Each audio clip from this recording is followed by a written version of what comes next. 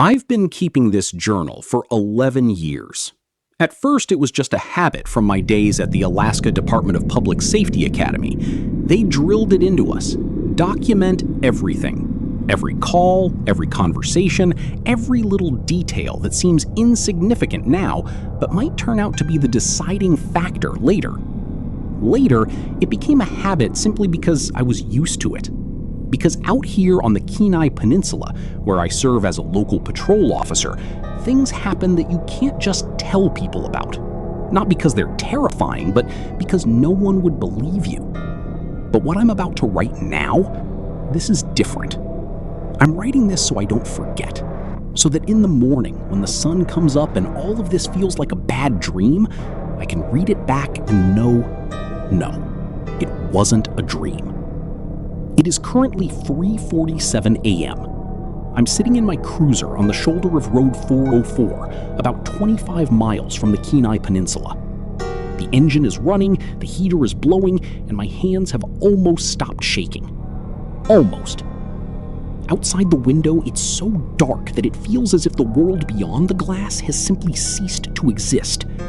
There is only the yellow glow from the dashboard, the smell of gasoline, and my own breathing, which just won't seem to steady itself. I'm alive. I think I'm alive. I'll start from the beginning. The message came in on Wednesday, October 8th at 2:30 p.m. I was just finishing up a report on a minor disturbance. Matt Solo from the 3rd Precinct had gotten into another fight at the Crossroads shop, the 3rd time this autumn. Just as I finished, a message popped up on my work phone from the dispatcher, Paul Miggle. Paul's message was brief, as always. Alex Grimm. Got a call from an old woman. She says there's something wrong in a village called Whittier Hollow near Lower Russian Lake. Call her. Number attached. I called. The woman's name was Agnes Teague. Her voice was like nothing I'd heard in a long time. Not the rattling, thin voice of an old woman, but something dense and earthen, as if the bush itself were speaking.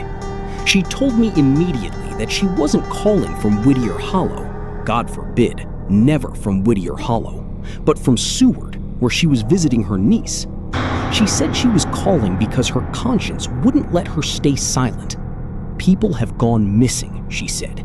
3 people in a month. The hunter Stephen Vaughn, his son Cole Vaughn, and Alex Coach from the neighboring cabin.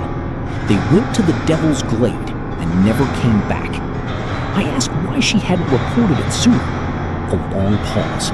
Because the villagers say they left of their own free will. They say they went to the city to find work. But Stephen Vaughn didn't take his dog. He'd had that dog for 15 years. He never went anywhere without it. The dog has been howling for 3 weeks. I wrote down everything she said, then asked her about the Devil's Glade. Another pause. This one different. Not thoughtful, but terrified. It's a spot in the bush, 4 miles from the village. A perfectly round clearing. The forest seems to shy away from it. The trees lean outward, away from the center. The locals don't go there. My grandfather used to say, the ground there is unclean. It's a death trap. Anyone who gets close hears the voices of their dead. Do you understand? The voices of the deceased. And after that, they change. They start to fall silent. They stare strangely, like the person is still there, but inside, there's nothing left. I thanked Agnes Teague and promised to look into it. Honestly, at that moment, I was thinking about something else. 3 missing people. That was serious. That wasn't just village superstition. I thought about the fact that Whittier Hollow didn't exist in our database and would need to be cross-referenced with archive maps. I thought about bringing Sam Golick from the precinct, because going into the bush alone wasn't regulation. But Sam was on medical leave with a slipped disc, so I went alone. I left early Thursday morning, the 9th. I took the department Jeep, our old one with the dented bumper and a radio that only caught a signal half the time. I packed a sleeping bag, 3 days of rations, a first aid kit, and rubber boots. For protection, I had my service Glock in its holster. As it turned out, that didn't provide much comfort. I plotted my route using an old topographical map of the area that Victor, a former surveyor, had given me years ago. On this map, dated 1987, Whittier Hollow was marked, a tiny icon for a settlement in the upper reaches of the Russian River, far from the main roads. Near it, there were no roads or clearings, just taiga and more taiga. On the modern Google map I pulled up on my phone before leaving, there was no Whittier Hollow. I chalked it up to the village being small, possibly uninhabited or semi-abandoned. We have plenty of those in our district. In the 90s, people moved out of the remote areas. Only the old folks remained, or those with nowhere else to go. Then the old ones died, and the village disappeared from official maps, even though the houses still stand. That's what I thought. I drove the first 80 miles on the highway, then turned onto a dirt road. The road was decent until the first ford. After that, it was so broken up that it took me an hour and a half to cover 15 kilometers. The forest on either side gradually thickened. At first, it was sparse birch and aspen undergrowth, then spruce, then the taiga in its full oppressive sense. Dark, dense, without any light breaking through, with deadfall along the edges of the clearing and the damp, heavy scent of moss and rotting leaves. The sky had clouded over as soon as I entered the woods. By noon, it was the color of frozen lead. Not gray, lead. Heavy, as if it were pressing down from above. A fine rain started to fall. Not a real rain, but more like a fog that had decided to become a drizzle. At 1:30 p.m., I saw the village. It appeared all at once. I rounded a bend, and there it was. 10 or 12 rows of houses along a dirt street. A well with a wooden sweep in the center. Log walls blackened by time. Behind the village, vegetable patches. And then, immediately, the bush. No transition, no edge. Just the village, and then the forest. The first thing I noticed was that no one was on the street.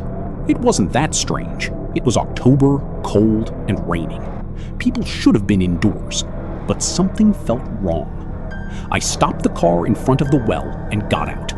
I slammed the door. The sound was unexpectedly hollow, like a strike on an empty barrel.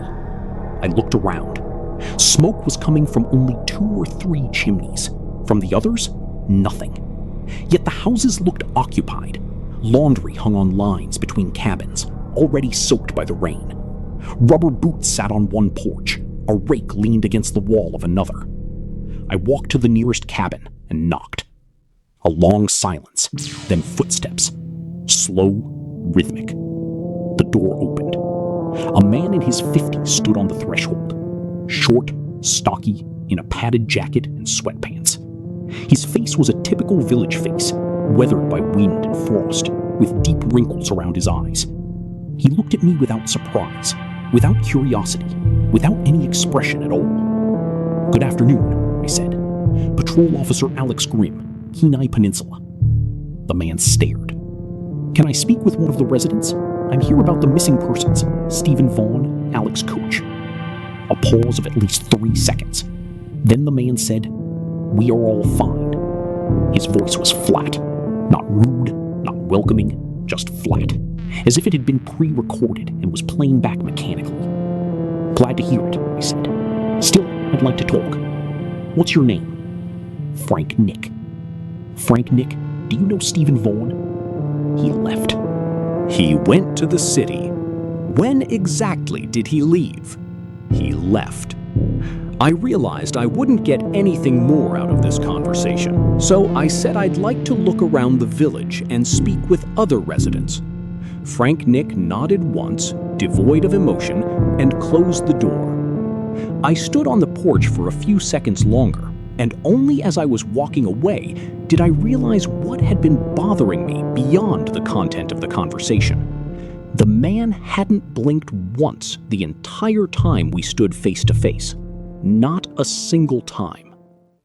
I walked the village for half an hour, speaking with 5 people, 4 women and 1 old man. All of them opened their doors differently, some quickly, some after a long pause. All of them looked like normal villagers, nothing special. All of them answered identically. Not just similarly, identically. using the same words. Stephen Vaughn went to the city. Alex Coach went to the city. We are all fine. To all my follow-up questions, when exactly did they leave? Did anyone see them leave? What did they leave in? The answer was always the same. They left, just left a long time ago. Everything is fine.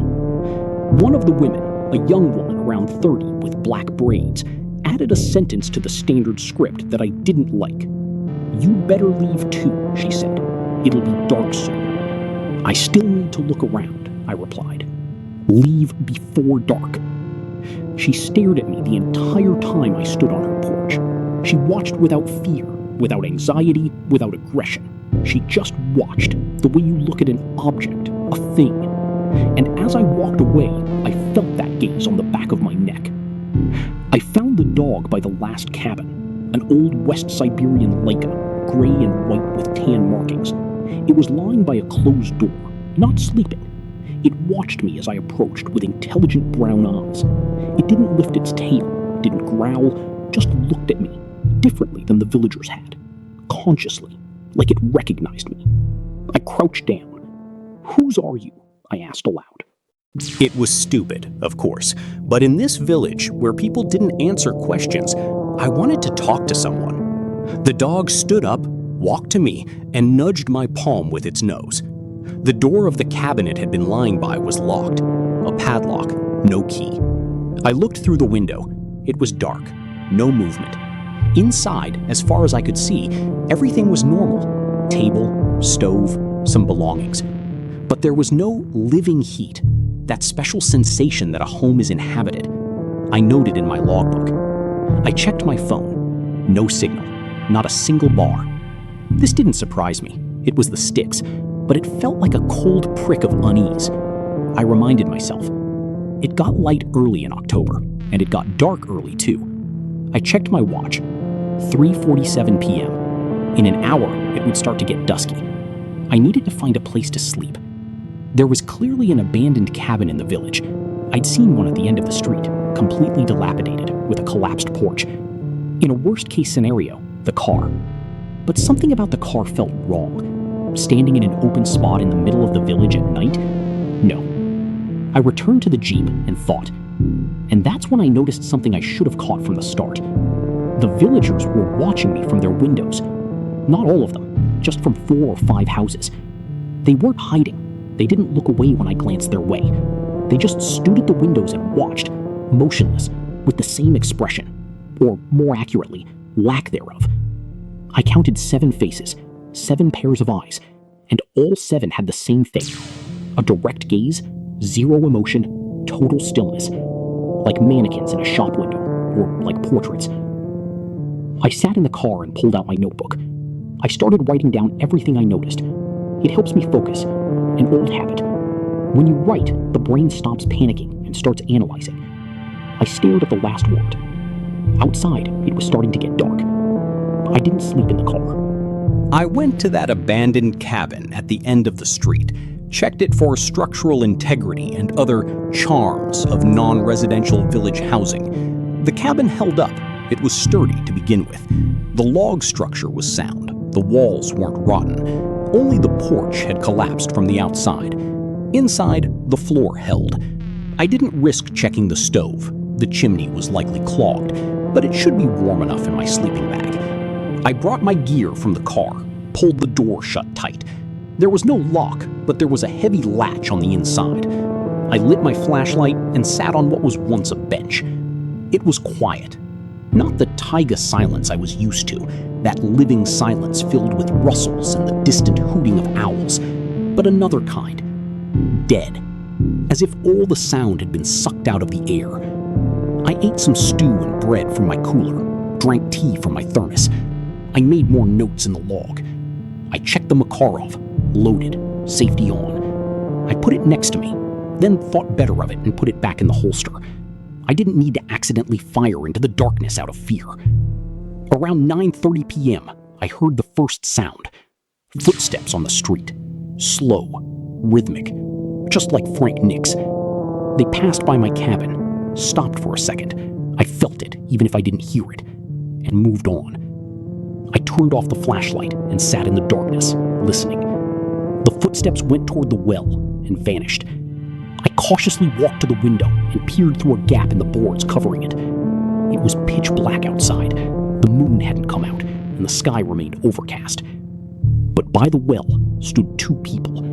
They were just standing, facing each other. They weren't talking, weren't moving, just standing. I watched them for 5 minutes, maybe more. They didn't move at all during that time. Then, one of them, slowly, like a weather vane turning in the wind, turned its head toward my cabin. I recoiled from the window.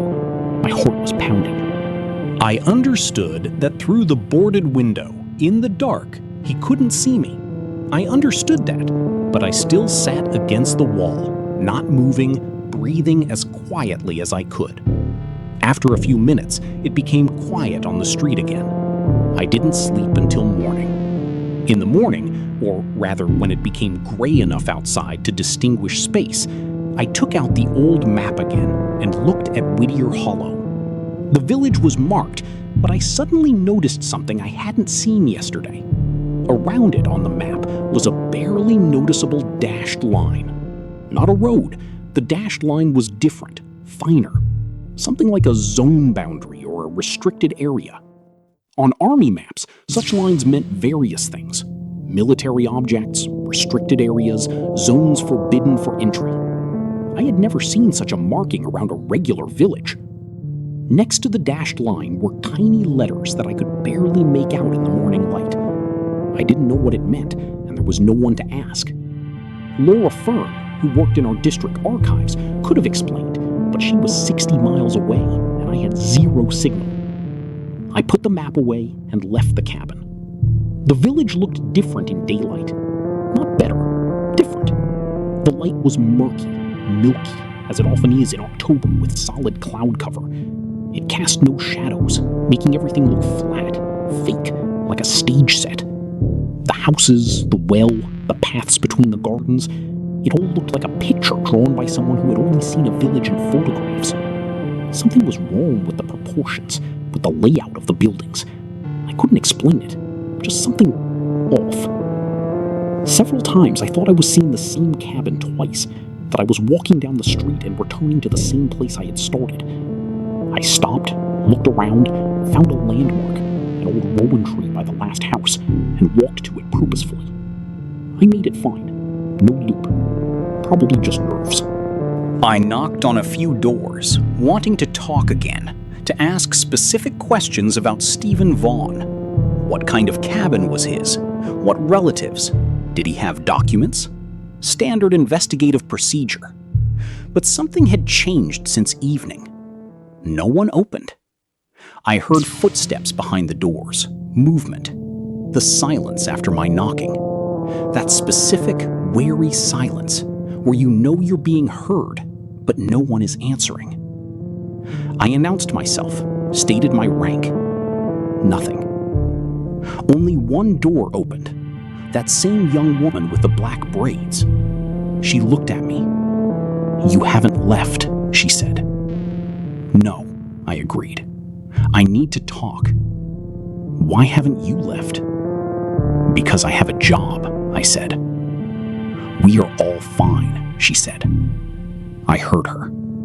"I need to check Stephen Vaughn's house. Do you know where his key is?" "He left." "You already said that. The key to his house." The woman looked at me for a long time, longer than usual.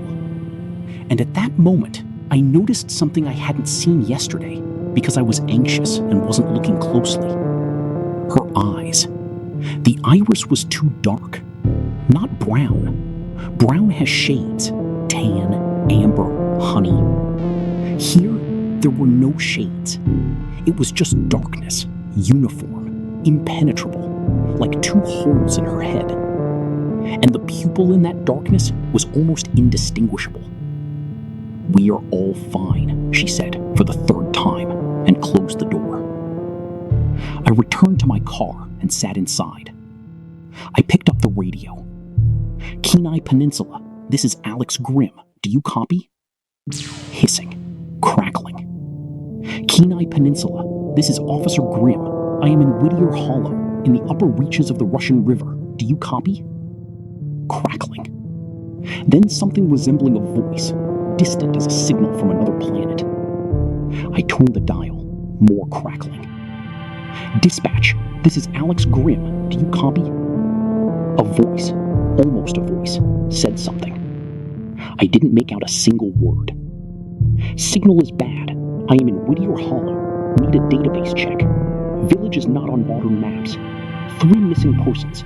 Stephen Vaughn, Cole Vaughn, Alex Coach. Do you copy?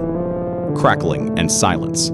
I put the radio down and sat for several minutes, staring at the windshield. Then I got out, took the old map again, found Whittier Hollow, and traced the road back with my finger, the route I had taken. 60 miles of dirt road, then the highway, 4 to 5 hours. I could leave right now, I thought. I took out my notebook and started writing again. Around noon, I found something important. While I was walking around the village, trying to understand what was bothering me, that same feeling of wrong proportions, I went behind the last cabin and saw a path. Narrow, almost invisible. The grass was trampled not just in one spot, but regularly, several times over. The path led from the village into the forest, strictly north. I stood at its beginning. The Devil's Glade was, according to Agnes Teague, 3 or 4 miles away. That was an hour and a half on foot. I had enough daylight. I'd make it there and back if I went now. I returned to the car, grabbed my flashlight, a spare battery, and a compass. I checked the Glock again. I took my knife, a hunting knife. I always keep it in my pocket when I go into the taiga. And I went. The taiga, or the bush, received me without extra words. The pines here were ancient, 3 arm spans wide. Their roots jutted from the earth like ribs. The moss, damp and spongy, swallowed my footsteps. The smell of pine needles and dampness, and something else, something I couldn't immediately name. Iron. No, not exactly. More like blood. A faint smell, like iron, rust, but alive. The path led with purpose. It was clearly used and regularly. After half an hour, the forest changed. I didn't immediately grasp the difference. Then I understood. The trees. They weren't growing right. In a normal taiga, trees reach for the light, each toward the nearest opening. Here, they were all of them, as far as the eye could see, slightly tilted in one direction, away from the path, as if something were pushing them away. I stopped and looked around. Yes, the trees were tilted away from the center. Their trunks leaned uniformly about 5-7 degrees away from one single point, as if something had happened at that point once, something the trees remembered and gave a wide berth. It hadn't been noticeable before while I was on the path. You had to stand still and look at the perspective. I took a few steps off the path toward the nearest pine and touched the bark. It was cold. Not just cool, cold, like stone, and dry despite the rain and dampness. I ran my hand along the trunk. The feeling was strange. Living bark should respond a little, have some resilience. Here, the texture was different, like a wooden artifact. Nonsense, I said aloud, just to hear my voice. My voice sounded muffled, as if in a room with soft walls. That was another sign that sound was behaving wrongly here. I walked on. I saw the clearing 40 minutes later. It opened up sharply in a single step. One moment there were trees, and the next, no trees. A round opening, 200 feet in diameter. The grass on it was yellowed, autumnal, lying in a circle, clockwise. I noticed that immediately. The grass was flattened, as if a huge roller had passed over the circle, or a circular wind had blown for a long time. In concentric rings from the edge to the center. In the center, there was absolutely bare ground, 3 meters in diameter, dark, almost black. I didn't enter the clearing. I stood at its edge and watched. The compass in my pocket, I checked. The needle was spinning. Slowly, but it was spinning. An anomaly. I took a photo of the clearing with my phone. No signal, but the camera worked. Then I noticed something dark in the grass to the left of the path. I approached. An old canvas backpack with a metal frame. I crouched down, not touching it, looked around to make sure no one was there, and unzipped it. Inside, a hunting knife in a sheath, an open pack of cigarettes, a box of matches, a piece of rope, a small thermos, and at the bottom, a hunting license. I pulled it out with 2 fingers by the edge. I put the hunting license in my chest pocket. And that's when I heard the voice. It came from the center of the clearing. Not loud, on the contrary, quiet, as if someone were speaking to themselves in a whisper. I couldn't make out the words, only the intonation. Monotonous, flat, infinitely long, like lines of a prayer read not because they believe, but because they can't stop. I looked at the bare black earth in the center of the clearing. Nothing. The voice continued.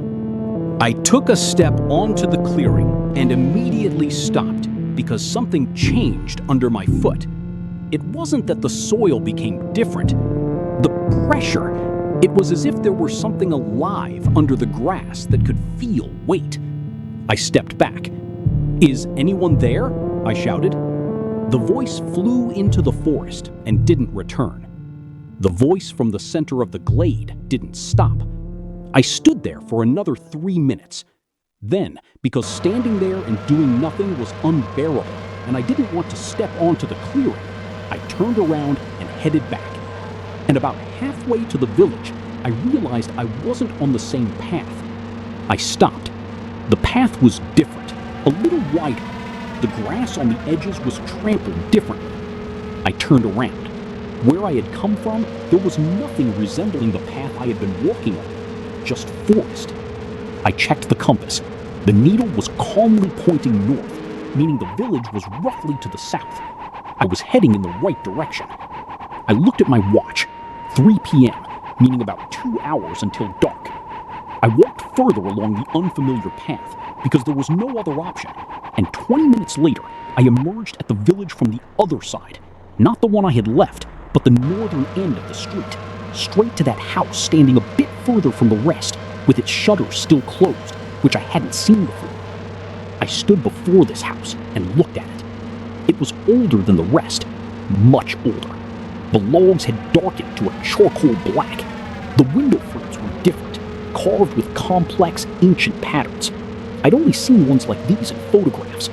19th century, maybe even earlier. The roof was holding, the shutters tightly closed, but there was no padlock on the door. I pushed the door. It opened without a sound. Inside, it smelled of earth and something sweet, slightly spicy, a scent I couldn't identify for a long time, and eventually decided a long time in an enclosed space. It was dark, but not completely. Light seeped through the cracks in the shutters in strips. I turned on the flashlight.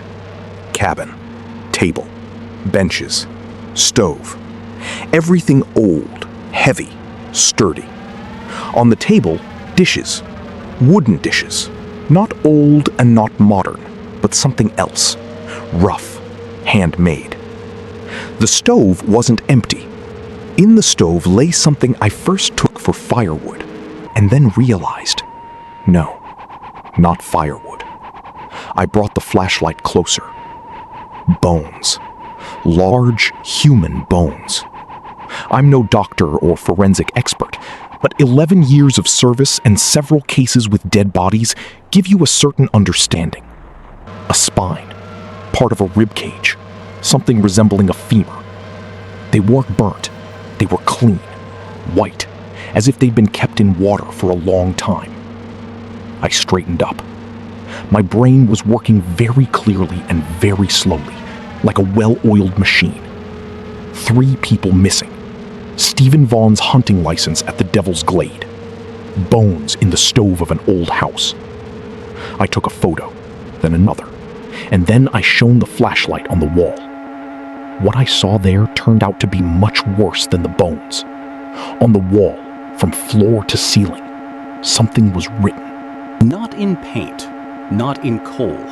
Dark brown, almost black, dried. I didn't want to think about what exactly it was, but it wasn't written in English. Or rather, the letters were English, but the words didn't form anything meaningful. Or they did, but into something that should never be written down in words. I looked at these lines and felt something strange, as if I understood them with the edge of my consciousness, somewhere very deep, where you usually don't look. And what I understood, I categorically did not want to know. I took a photo and turned away, and I saw that someone was standing in the doorway, the woman with the black braids. She stood on the threshold and looked at me. The setting daylight, already almost twilight, was at her back, and I could barely see her face. Only the contour, the braids, and the eyes, the same ones, without shades, two voids.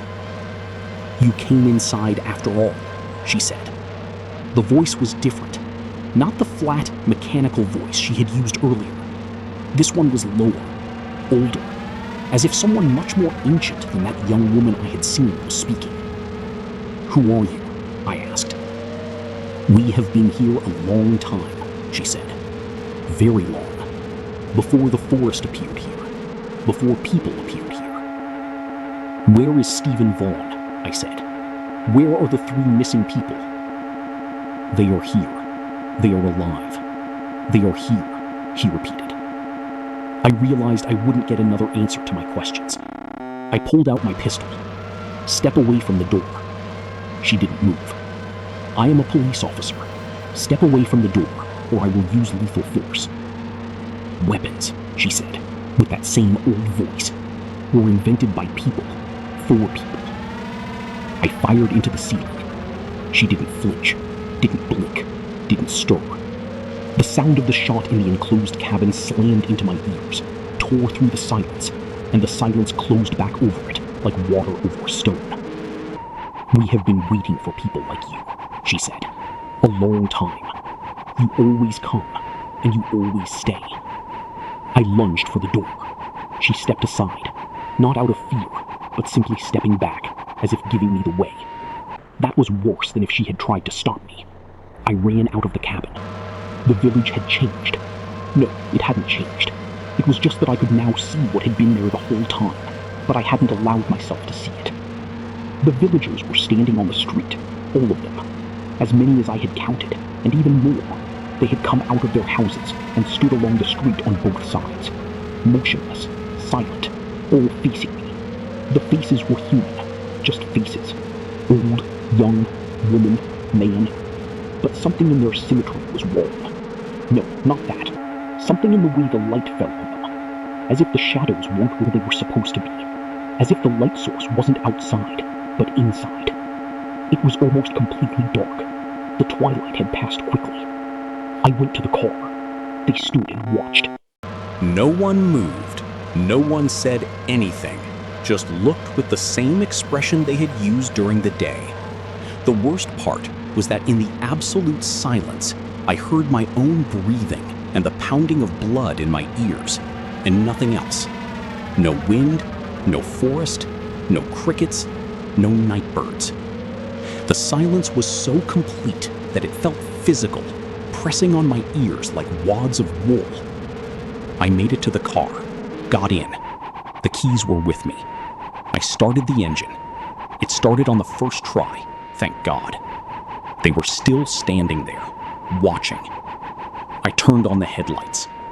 The light fell on the closest ones, 3 standing across the road, right in my path. They didn't move. I hit the gas. At the last moment, in the final 2 seconds, when they should have either jumped away or been hit, they simply vanished. They didn't move away. They didn't fall. They vanished, like an image being switched off. One moment they were there, the next they weren't. I drove off the village street onto the dirt road and floored it. For the first few kilometers, I didn't think about anything. I just drove. The headlights cut through the darkness. Trees flashed by on the sides. The car was thrown about on bumps and potholes. I didn't slow down. Somewhere in my head, a small, steady light was glowing. Then the light started asking questions. I had been driving for probably 40 minutes. By my calculations, almost half the way to the highway. But the surroundings weren't changing. I didn't remember such a long, straight stretch on the way in. I stopped the car, looked at the odometer. 30 miles from the spot where I had reset it. I had reset it before leaving. 30 miles. That should already be past the highway. There should be asphalt. But before me was the dirt road and the bush. I unfolded the map. There was only one dirt road on the map. The only one. It went straight, without loops, from the village to the highway. I should have come out already. I should have come out 40 minutes ago. No, I said aloud, just to hear my voice, to make sure I was still here, that I was still... I looked in the rearview mirror. Behind the car was darkness and the dirt road. I looked in the side mirror. Frank Nick was standing there, just standing a meter from the car, watching me in the mirror. I didn't look back. I floored it and drove on. I don't know how long that stretch lasted. Time had stopped working correctly. The clock showed one thing, my sensation another. Once, it seemed to me that I was driving in circles. The trees on the right side became subtly familiar. The same burnt spruce with the split trunk. The same deadfall at the edge. I fixed one more landmark in my memory, a large boulder on the left. And 10 minutes later, I saw it again. No, I said again. No, I am driving straight. I looked at the compass. The compass showed south, where the road was supposed to go. I was driving correctly. Once, in the darkness behind the trees on the right, something light and round flashed. I didn't stop to look.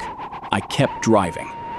Then, the same Leica, gray and white with tan markings, ran onto the road. It stopped right in front of me. I slammed on the brakes, nearly skidding. The dog looked at me through the glass with those same intelligent eyes as in the village. Then it turned and walked into the darkness to the right, along the road. Not into the forest, along the road. I don't know why, but I followed it. Slowly, almost at a crawl, it walked ahead. I followed. We drove like that probably for 15 minutes. Then the dog stopped, looked back once more, and vanished into the darkness. And ahead, I saw asphalt. Road 404. I've been sitting here for an hour and a half. The engine is running. The heater is blowing. Outside the window, there is darkness. The phone caught a signal as soon as I pulled onto the highway. I called Paul Miggle, the dispatcher. He answered with a sleepy voice. He had clearly been sleeping. I said, "Paul, write this down. Whittier Hollow, upper reaches of the Russian River. 3 missing. I was there. It needs checking." Paul Miggle said, "Alex, are you okay?" I said, "Write it down." He wrote it down. Then I sat and looked into the darkness. The photos I just checked were saved. The glade, the backpack, the bones, the writing on the wall. Clear, good photos.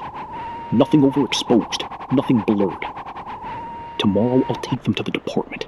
Ask Laura Fern to look at the old maps and write my report. Stephen Vaughn's hunting license is in my chest pocket. All of this is real. It exists. I repeat this to myself, because otherwise I start thinking about something else. I start thinking about how, the way back home only just now, I didn't drive across a single ford, and there were 2 on the way there. I start thinking about what that woman with the black braid said. You always stay. I start thinking about the fact that in the rearview mirror, just a second ago. No, I won't. I won't look. I'm alive. I'm on the highway. Outside the window is the road, asphalt, a kilometer marker with the number 88. I'm alive. I'm looking at this notebook and thinking, I will write everything in detail, as I was taught, every single point, because 3 people are missing, and someone has to find them, because it's my job. Because Patrol Officer Alex Grimm doesn't quit his job. Because if I stop thinking about work, I'll start thinking about something else. I'll start thinking about how for the last few miles before the highway, I was driving and didn't feel time at all, as if it didn't exist. As if between the minute the dog ran onto the road and this minute, there was nothing. A void. A collapse. As if someone had cut those minutes out with scissors. I don't remember how I drove onto the highway. I only remember that I arrived. If you are reading this, it means I made it. It means this is real. If you are reading this, and outside your car window there is darkness and the bush, and ahead is a dirt road that should have ended a long time ago, don't stop. Don't look in the side mirror. And if a dog runs onto the road, follow it. I don't know why, just drive. Sunrise is in 2 hours. I will wait here. Notes of Patrol Officer Alex Grimm discovered in a service vehicle abandoned on the shoulder of Highway E44 near Marker 88 on the night of October 14th to 15th. Officer Alex Grimm himself did not appear before the dispatcher and did not file a report. The radio in the car was turned on. The village of Whittier Hollow is not listed in the Kenai Peninsula District databases. The assigned officer, Sam Garlick, traveled the indicated route on October 16th. He did not discover the village. He found a dirt road ending in a dead end in the taiga. No structures. A West Siberian Laika, gray and white, was found on the shoulder of Road 404 near Marker 88 that same morning. It had no collar. Its subsequent fate is unknown. The case has been transferred to the investigative department. Case number NA. Status: open.